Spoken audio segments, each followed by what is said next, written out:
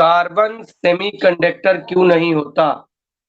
देखिए, जब मैं आपको सेमीकंडक्टर पढ़ा रहा था, इंट्रिंसिक और एक्सट्रिंसिक सेमीकंडक्टर, तो तभी मैंने आपको बोला था कि आप 4th ग्रुप पर नोटिस करिए पीरियोडिक टेबल पे। ठीक, आप क्या देखते थे कि कार्बन, सिलिकॉन, जर्मेनियम और साथ में टिन, एसएन थे। ये मैंने स्टार्टिंग में जब सेमीकंडक्टर पढ़ा रहा था तब बताया था। ठीक है, और मैंने बोला था कि ये दोनों तो सेमीकंडक्टर है।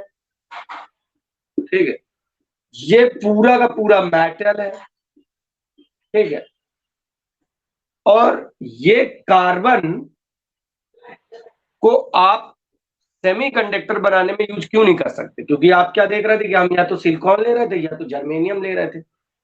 इसको तो ले ही नहीं सकते थे क्योंकि ये तो पूर्ण रूप से मेटल है। तो बच रहा था कार्बन।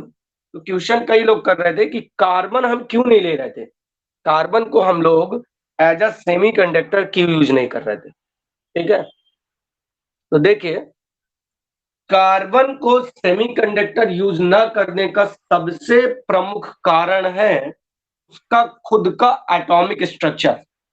क्योंकि कार्बन का जो एटॉमिक स्ट्रक्चर होता है वो टेट्राहेड्रल होता है।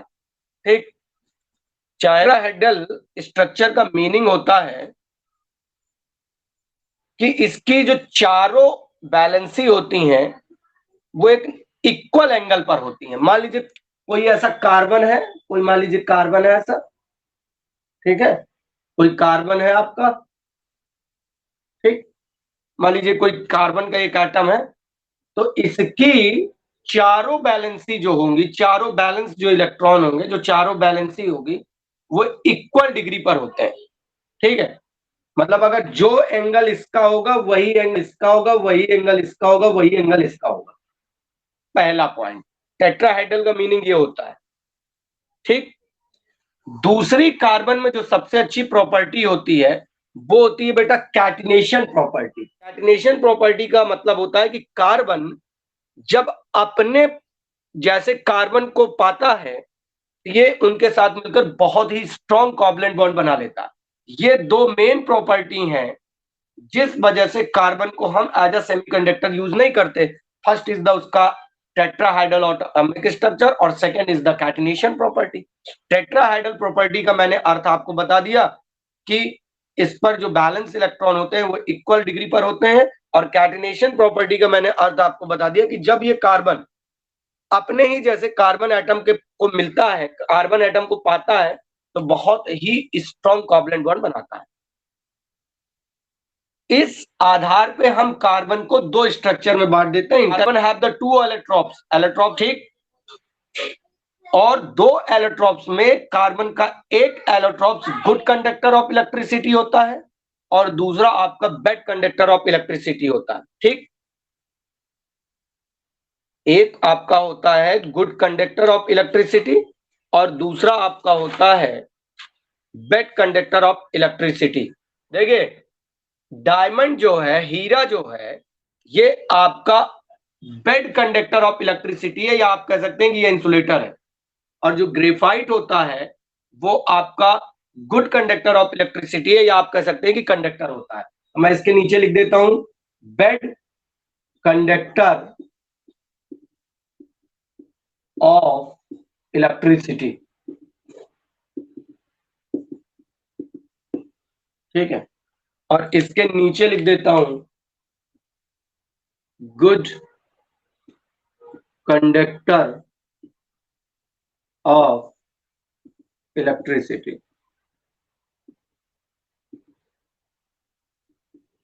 ठीक, ये दो एलोट्रॉप्स होते हैं, first is the diamond, second is the graphite. एक आपका बैड कंडक्टर ऑफ इलेक्ट्रिसिटी है, दिस इज द डायमंड, और दूसरा होता है आपका ग्रेफाइट जो कि गुड कंडक्टर ऑफ इलेक्ट्रिसिटी होता है।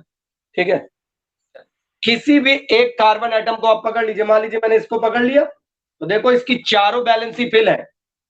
ये इसके साथ कोवलेंट बॉन्ड, इसके साथ कोवलेंट बॉन्ड, इसके साथ कोवलेंट बॉन्ड, इसके साथ कोवलेंट बॉन्ड। मान लीजिए इसको पकड़ना है तो इसको भी देखो, ये इसके साथ, इसके साथ, इसके साथ, इसके साथ।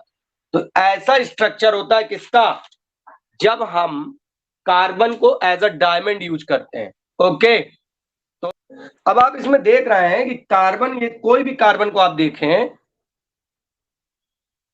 ठीक है, किसी भी आप कार्बन को देखें तो उसकी पूरी बैलेंसी बेटा फिल है, बैलेंसी फिल है, मतलब कोई फ्री इलेक्ट्रॉन इसके पास नहीं है। और आपको खूब अच्छे से मैं पढ़ा चुका हूं कि जब तक फ्री इलेक्ट्रॉन नहीं होंगे तब तक कंडक्शन स्टार्ट नहीं होगा, इसलिए इसमें फ्री इलेक्ट्रॉन नहीं है, इस वजह से diamond bad conductor of electricity है, आप कह सकते हैं कि इंसुलेटर है। अब अगर मैं इसको एनर्जी बैंड डायग्राम से रिलेट करूं, गौर से समझ सुनिएगा और देखिएगा, अगर मैं इसको एनर्जी बैंड डायग्राम से रिलेट करूं, ठीक, तो आप जानते थे कि ये बैलेंस बैंड होता है, ये कंडक्शन बैंड होता है। In case of carbon, due to this atomic structure, there is no free electron, then this energy gap between the valence band and conduction band in the carbon goes to 5.4 electron volt. ध्यान दीजिएगा, 5.4 electron volt का energy gap हो जाता है balance band और conduction band के बीच में, जब हम कार्बन को एज अ डायमंड यूज करते हैं। तो बेटा कितना ज्यादा एनर्जी गैप है, जिससे बैलेंस बैंड में उपस्थित इलेक्ट्रॉन कंडक्शन बैंड में जाएंगे ही नहीं। और मैं बता चुका हूं कि जब तक कंडक्शन बैंड में इलेक्ट्रॉन नहीं होंगे तब तक कंडक्शन स्टार्ट नहीं होगा। इसलिए जब हम डायमंड के रूप में कार्बन को यूज करते हैं तो वो इंसुलेटर हो जाता है। ठीक, अब हम आते हैं ग्रेफाइट पे। चलिए ग्रेफाइट की ओर आते हैं। ग्रेफाइट बेटा गुड कंडक्टर ऑफ इलेक्ट्रिसिटी होता है।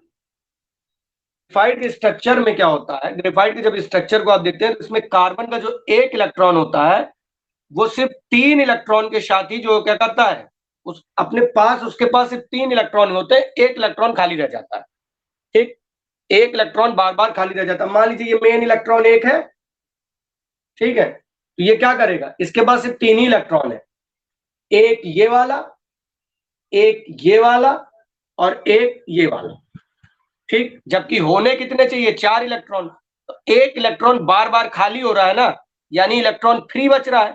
और आपको पता है कि जैसे ही इलेक्ट्रॉन फ्री बच जाता है तो आपका फ्री इलेक्ट्रॉन ही कंडक्शन के लिए जरूरी है। तो अब चूंकि ग्रेफाइट का स्ट्रक्चर ही ऐसा है कि इसमें एक एक फ्री इलेक्ट्रॉन बार बार बच रहा है, बहुत सारे इलेक्ट्रॉन फ्री बच जाएंगे, इसलिए ये जो है गुड कंडक्टर ऑफ इलेक्ट्रिसिटी होता है। तो जब आप इसका एनर्जी बैंड डायग्राम खींचेंगे, जब आप इसका एनर्जी बैंड डायग्राम खींचेंगे किसका, ग्रेफाइट का, तो ये बैलेंस बैंड है, ये कंडक्शन बैंड है। बैलेंस बैंड और कंडक्शन बैंड के बीच ओवरलैप हो जाता है, यानी एनर्जी गैप जीरो हो जाता है, जैसा कि कंडक्टर के केस में होता है, जैसा कि मेटल के केस में होता है। तो बस ये क्या हो गए, ओवरलैप कर गए, यानी पूरा एक प्रकार का कंडक्टर बन गया, ओवरलैप। ठीक, समझो, मान लो मेन वाला हमारा ये है कार्बन का एटम, मेन वाला, ये इसको 4 इलेक्ट्रॉन चाहिए कोवलेंट बॉन्ड बनाने के लिए, साझेदारी करने के लिए, परंतु ये क्या कर रहा है, एक इलेक्ट्रॉन इसका लेता है, एक इलेक्ट्रॉन इसका लेता है, एक इलेक्ट्रॉन इसका, एक इलेक्ट्रॉन खाली बच गया। मान लो ये वाला भी है, मान लो ये वाला भी है, इसको अगर आप देख रहे हो, एक इसका ले रहा है, एक इसका ले रहा है, एक इसका ले रहा है, तो इसके पास भी एक इलेक्ट्रॉन खाली रह गया। किसी को भी आप उठा लो, एक एक इलेक्ट्रॉन बार बार खाली रह रहा, मतलब फ्री इलेक्ट्रॉन मिल रहा है।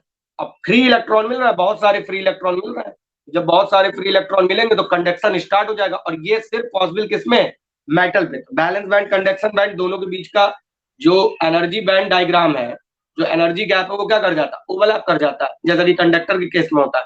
इसलिए ग्रेफाइट गुड कंडक्टर होता है और डायमंड आपका बेड कंडक्टर होता है।